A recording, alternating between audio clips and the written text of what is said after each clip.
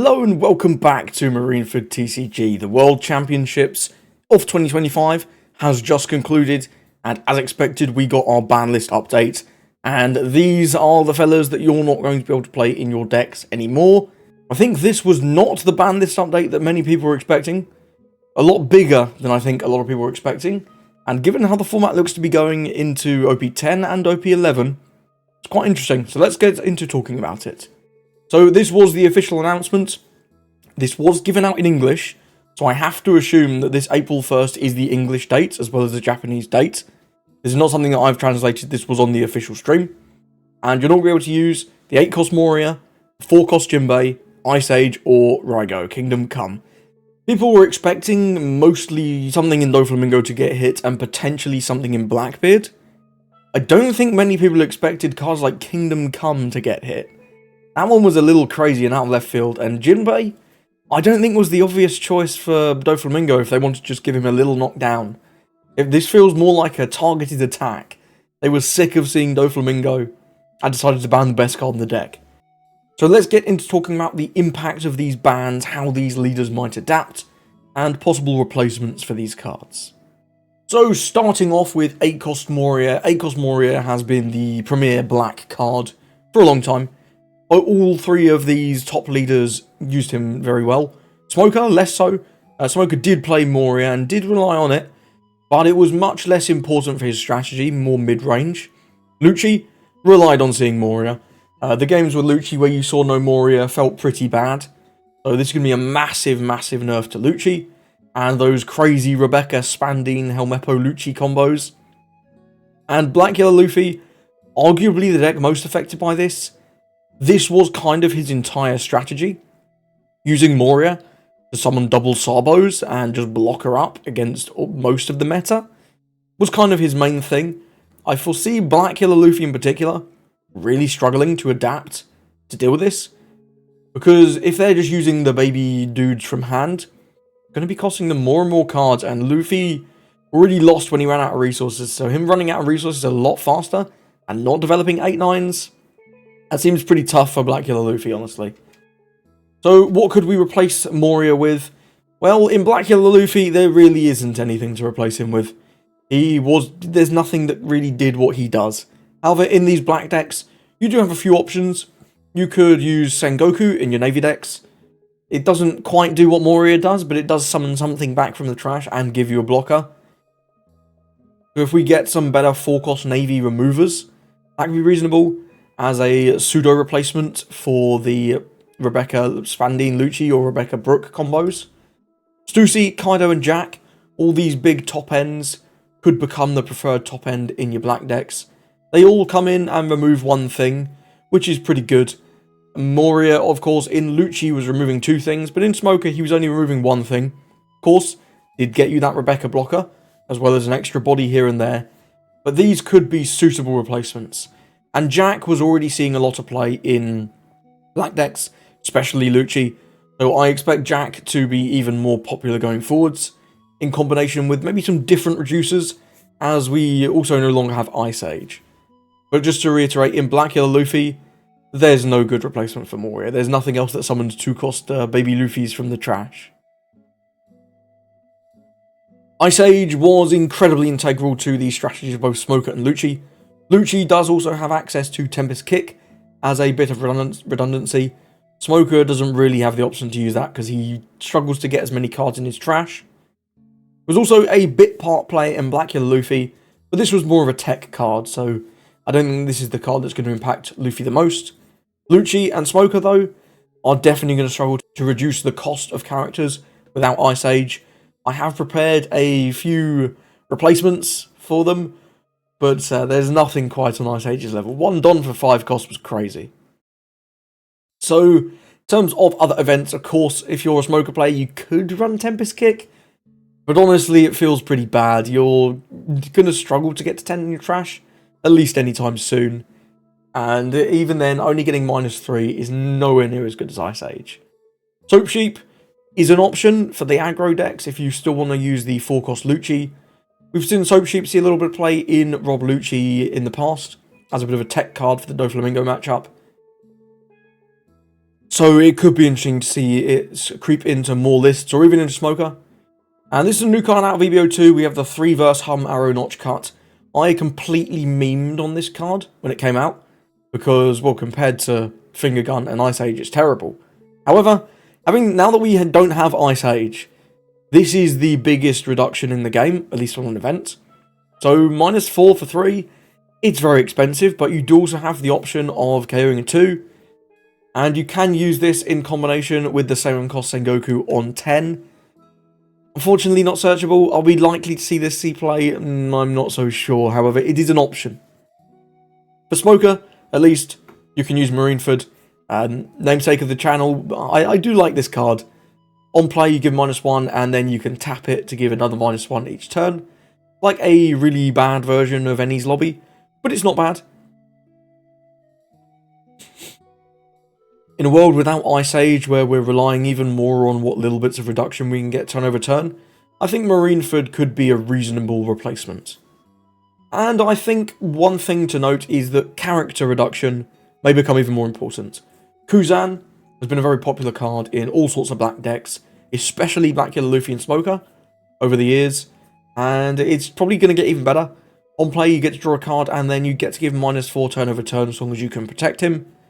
Very reasonable card, great value, you've just got to save it. But with less removal in the format, maybe we can save him more reliably.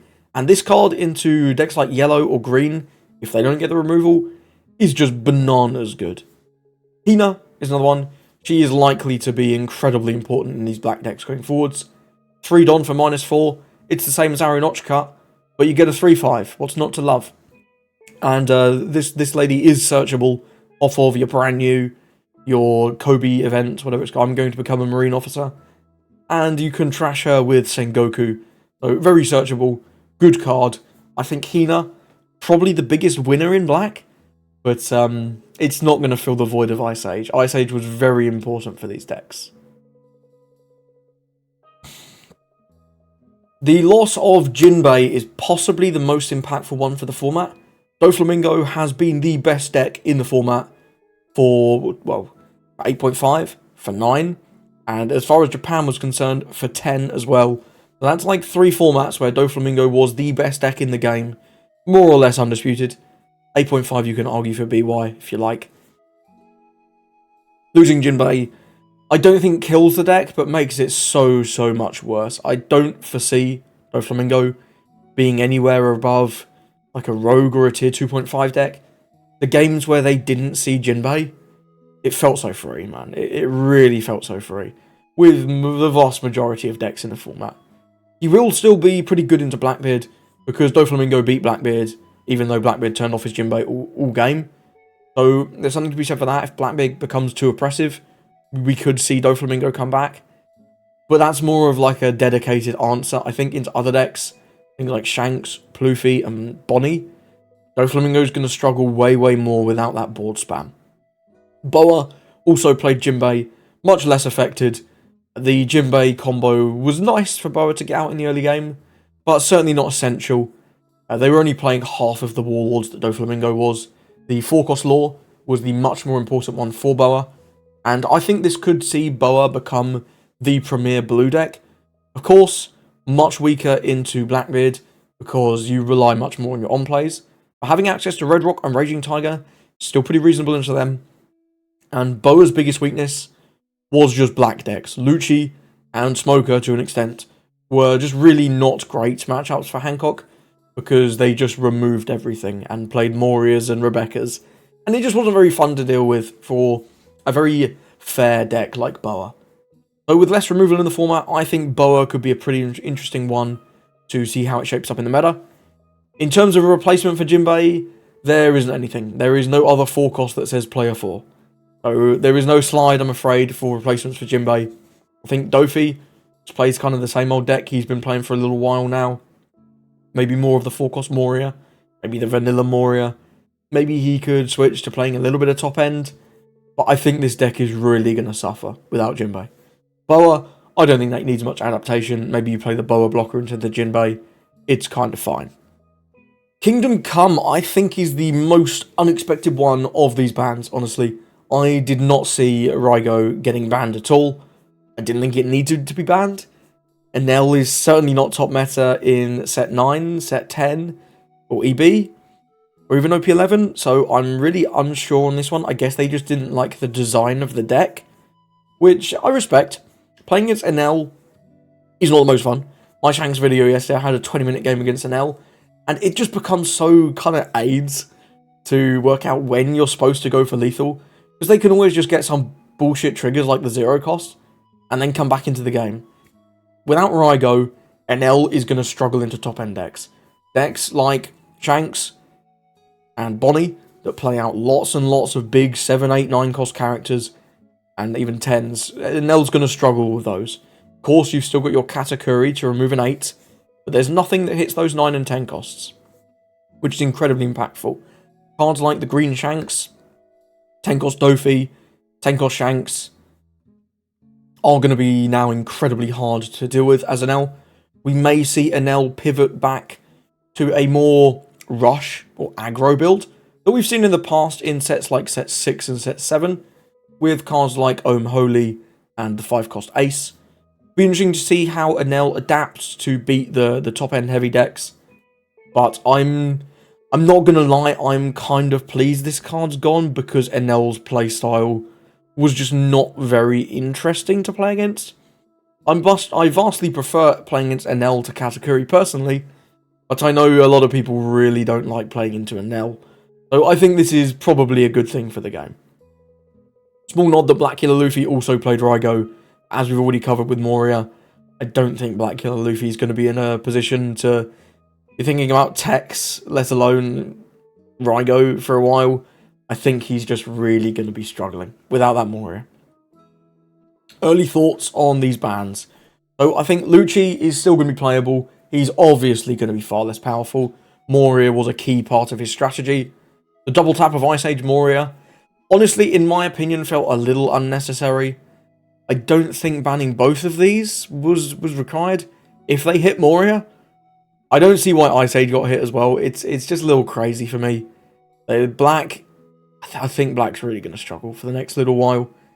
Black Smoker may be a better deck, because it at least has access to that 5 cost Toshigi, which is very reasonable for removing both your opponent's mid-game plays in the mid-game, and in the late game, combined with something like Hina, you can move an 8 cost very easily.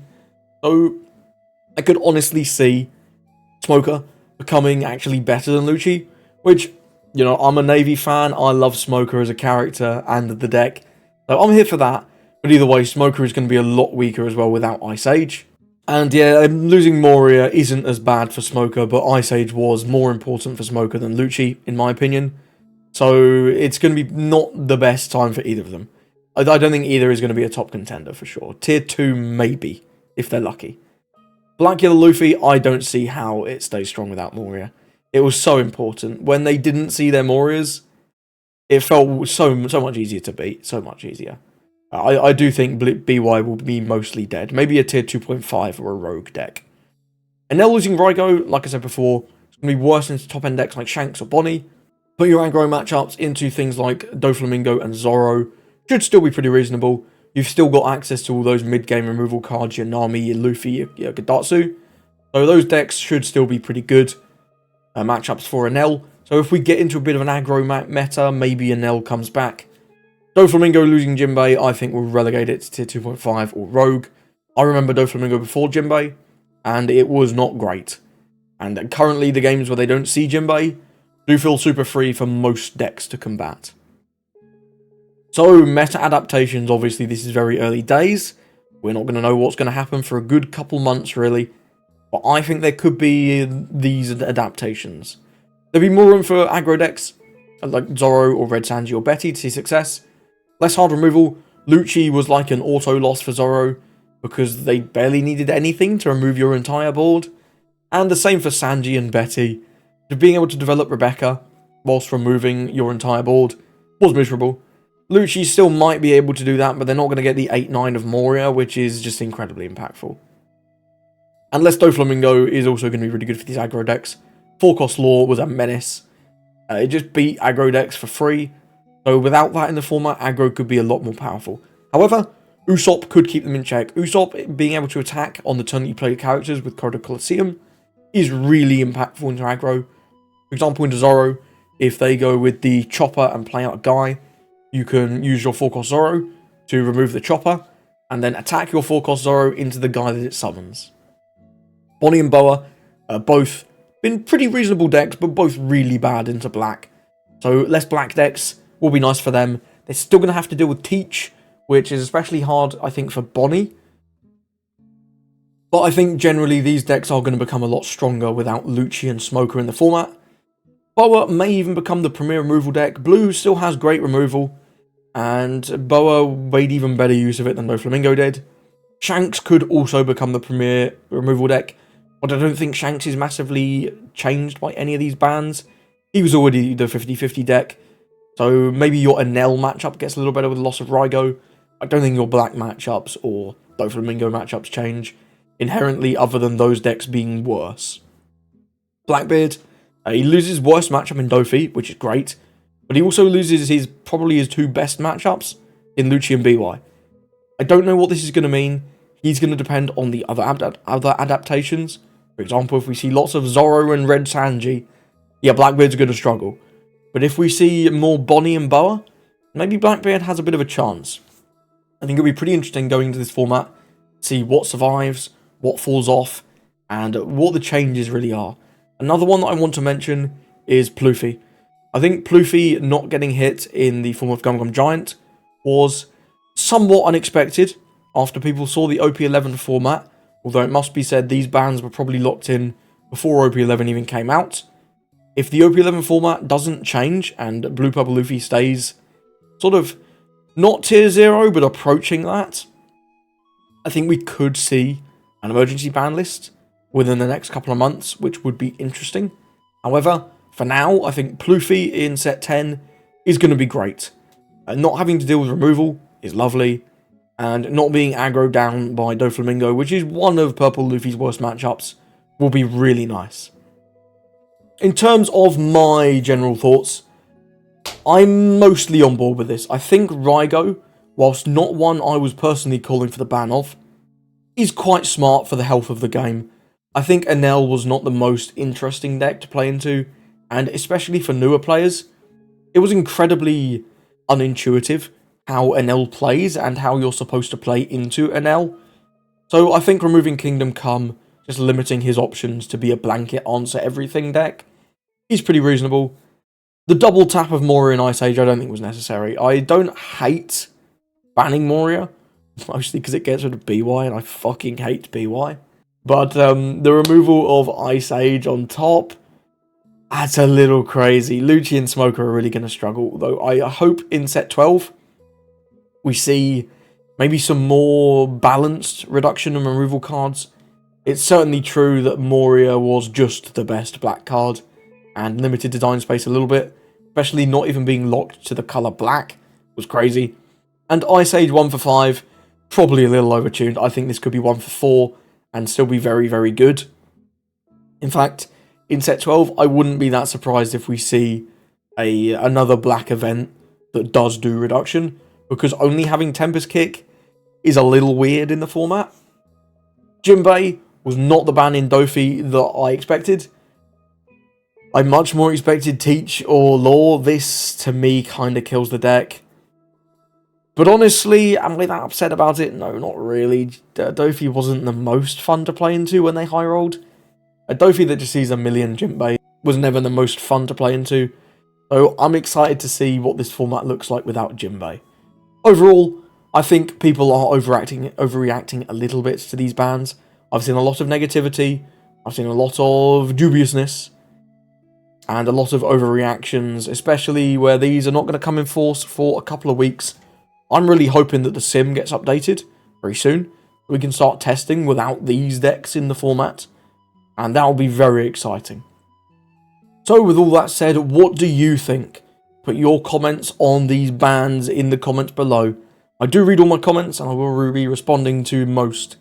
I think this is a really exciting time for the One Piece card game. Massive meta adaptation. In just 2 weeks, if this date is correct for the English version. Man, I'm so here for it. I'm hyped. Hope you are too. Try to think positively, even if your favourite deck got banned. The fun decks are out there. You just have to find them. Thank you for watching, and I hope you have a lovely rest of your day.